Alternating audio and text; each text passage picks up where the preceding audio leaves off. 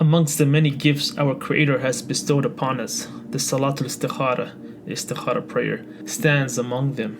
The word Istikhara originates from the Arabic root word of khair, which is an umbrella word connotating all that is good. Istikhara stems from a verb pattern that means to seek that which is good. The term istikhara means to look for Allah's guidance, wisdom, support, supervision, consultation, goodness, and blessings. When a Muslim is confused about how to resolve a matter, he can ask for Allah, the Glorious, to aid him by reciting the Istikhara prayer.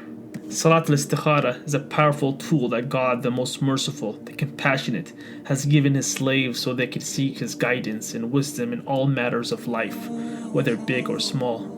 For instance, one can pray the Istikhara prayer to seek God's advice about whether they should relocate for school or work, if they should accept a marriage proposal, or if they should buy a particular car or house. The Istikhara prayer is a sunnah of Prophet Muhammad, peace be upon him, that he recommended and performed. Several myths and misconceptions surround the Istikhara prayer, and many do not have a full understanding of the prayer.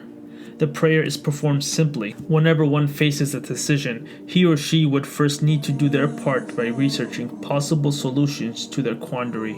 They should put their intellect and rationale to work, assessing their circumstances to their best of ability. One then would seek sound counsel from others that are knowledgeable, wise, trustworthy, and genuine, and who are worthy of consultation on the very issue. One should use his or her God-given intellect to weigh all available options, reflecting and pondering all gathered research and advice to determine the best possible outcome.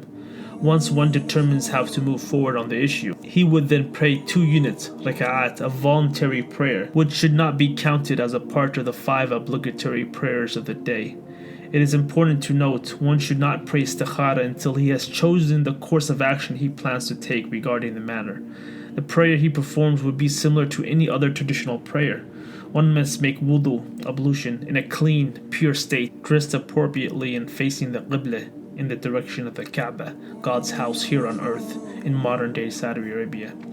It is also recommended to seek God's forgiveness and mercy at the beginning of the prayer, especially if you consistently commit sins. After completing 2 units of prayer, one would then recite the supplication taught to us by our final prophet, Muhammad, peace and blessings be upon him. If one has not memorized the dua, the supplication prayer, he can then read it from a piece of paper.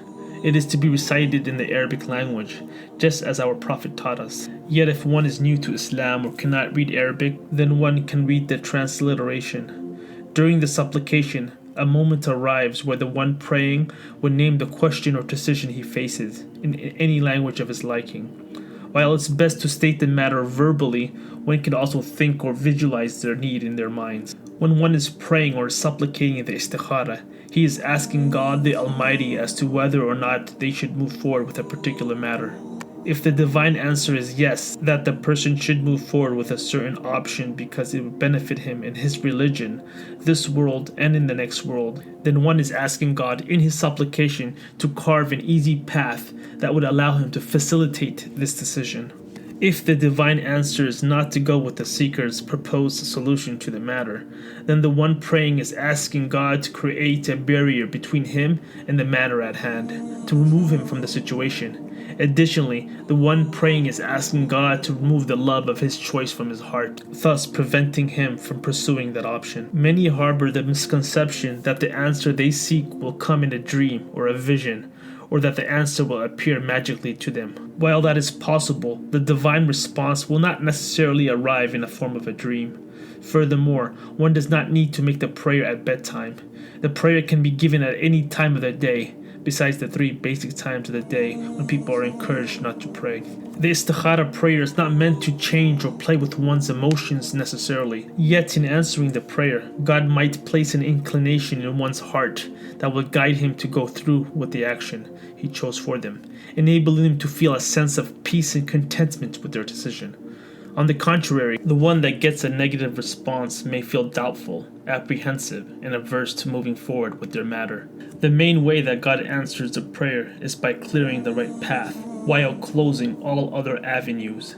If the divine answer was no, then one might oversleep that day, suffering a flat tire on their vehicle, experience the rejection of a marriage proposal, or encounter another circumstance that blocks the path they initially chose. One should look out for signs that lead them in the right direction. It's imperative for the one seeking an answer to say this prayer with the utmost sincerity and belief, knowing in his or her heart that God, and only God, the knower of all things, the knower of the seen and the unseen, can aid him and provide him the answer he seeks.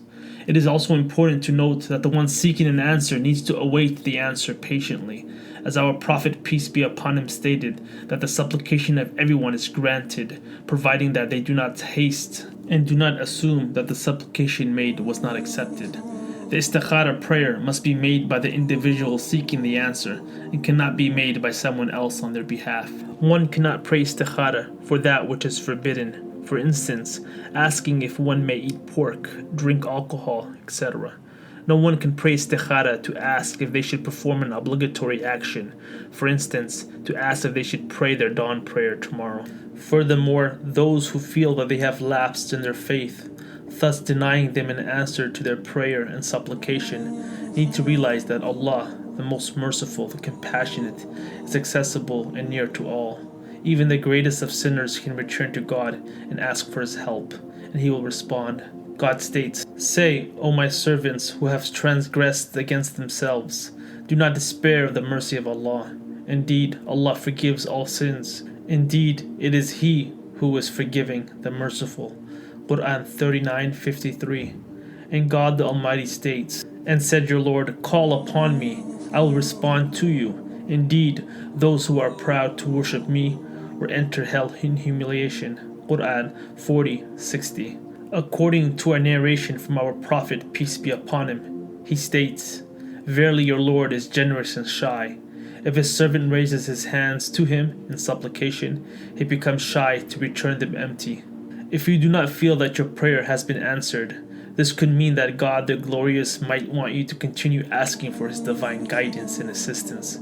So continue to supplicate and never give up hope. You can pray the Istikhara prayer repeatedly until you feel confident and comfortable.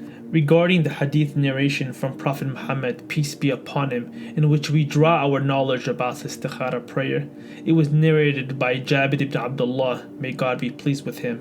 The Messenger of Allah used to teach his companions to perform Istikhara in all matters, just as he used to teach them surah from the Quran. He said, "If any one of you is deliberating about a decision he has to make, let him pray 2 raka'at of non-obligatory prayers, then say, O Allah, I seek your guidance in making a choice by virtue of your knowledge, and I seek ability by virtue of your power, and I ask you of your great bounty. You have power, I have none, and you know, I know not. You are the knower of hidden things. O Allah, if in your knowledge this matter," then you would name your matter, "is it good for me in my religion, my livelihood and my affairs, then ordain it for me, make it easy for me, and bless it for me. And if in your knowledge it is bad for me in my religion, my livelihood and my affairs, then turn it away from me, and turn me away from it, and ordain for me the good wherever it may be, and make me pleased with it." Regardless of the outcome of your prayer inquiry, realize that it was the will of God, the All-Wise. Do not regret your decision afterward, as doing so would be to doubt God's wisdom and guidance. One should simply say Bismillah, in the name of Allah, and go forth with a decision. One should not seek to follow one's whims, desires, and one's own egotistic inclinations after the answer to one's supplication become clear. And realize, my dear brother or sister, God knows what is best for you. You might find something good in which you initially perceive as bad, and bad in which you perceive as good. Perhaps a matter can be beneficial for someone in this world, but detrimental for one in the next world. This is why we leave the decisions to the Almighty, as He knows best, and we do not.